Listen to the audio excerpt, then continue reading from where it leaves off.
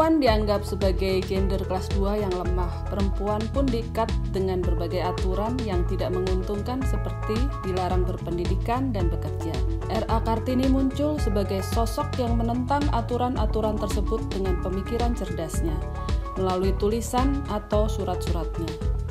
Perjuangan R.A. Kartini telah melahirkan perempuan-perempuan hebat masa kini yang berprestasi di bidangnya masing-masing.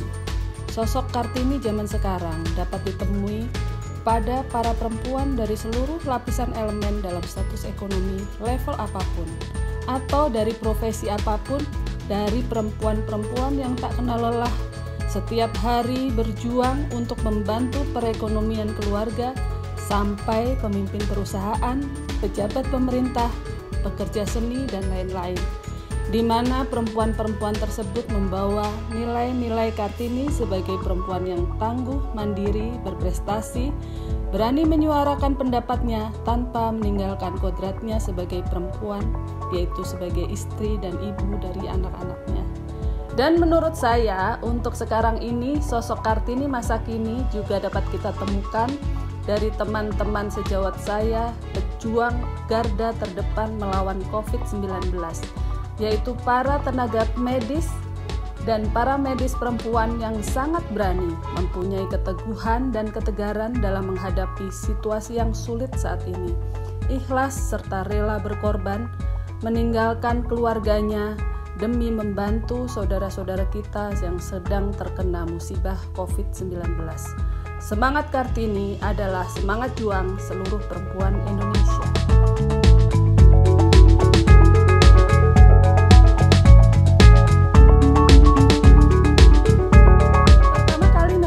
Untuk dapat bekerja dari rumah karena kita belum terbiasa.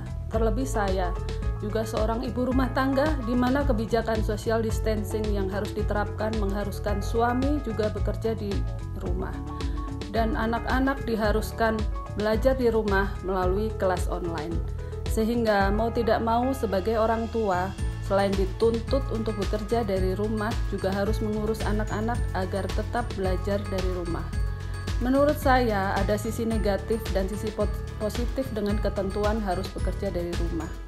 Sisi negatifnya antara lain adalah dengan bekerja dari rumah, kadang kita tidak ada batas yang jelas antara pekerjaan dan kehidupan pribadi. Banyak gangguan yang mungkin dihadapi sehingga mengganggu fokus kita dalam bekerja. Dan apabila tidak disiplin, maka produktivitas kerja akan menjadi rendah. Kendala yang lain hampir tidak ada karena dalam era teknologi sekarang ini bekerja dari rumah atau bekerja dari jarak jauh tidak berarti bekerja secara terpisah.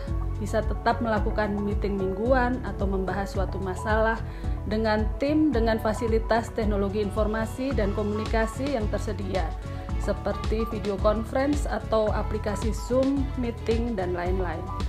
Untuk hal positif yang bisa kita dapatkan antara lain lebih efisien dari segi waktu dan biaya, karena kita tidak perlu lagi menghabiskan waktu untuk pulang pergi ke kantor, sehingga waktu bekerja lebih optimal, atau sisa waktu yang ada dapat kita gunakan untuk keluarga, misalnya menyiapkan sarapan atau makan siang bersama keluarga.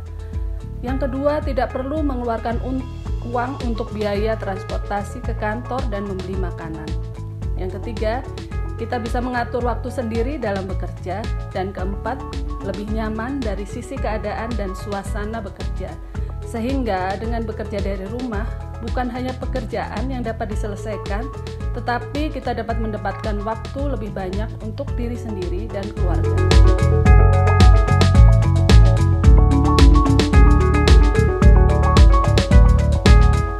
Tentunya pertama-tama saya ucapkan terima kasih kepada teman-teman yang sudah memilih saya, walaupun sejujurnya saya tidak menyangka akan dipilih sebagai sosok Kartini di lingkungan GBK atau Kemenseknek. Karena saya merasa perjuangan dan dedikasi saya kepada negara dan GBK pada khususnya di mana saya mengabdi masih sangat kecil dibandingkan perempuan-perempuan hebat lainnya di luar sana. Saya sendiri sudah bekerja di GBK sejak tahun 1997. Jadi sampai saat ini saya sudah 23 tahun bekerja di GBK. Dari mulai staf biasa sampai menjabat di struktural, dan alhamdulillah pada akhir tahun 2018 diberi amanat untuk memimpin Direktorat Umum GBK. Tentunya kesuksesan yang saya raih tidak diberikan begitu saja, namun dengan perjuangan dan kerja keras selama bekerja. Salah satu yang menjadi prinsip saya dalam bekerja selama ini adalah bekerja keras, bekerja cerdas, dan bekerja dengan ikhlas. Artinya bekerja dengan fisik, otak, dan hati saya. Mungkin inilah yang menggerakkan teman-teman di GBK untuk memilih saya. Tentunya saya bersyukur hidup saya dapat berguna untuk orang lain. Dan dengan ini saya akan terus bekerja dengan baik, terus belajar, dan akan menjadi lebih baik lagi di masa mendatang.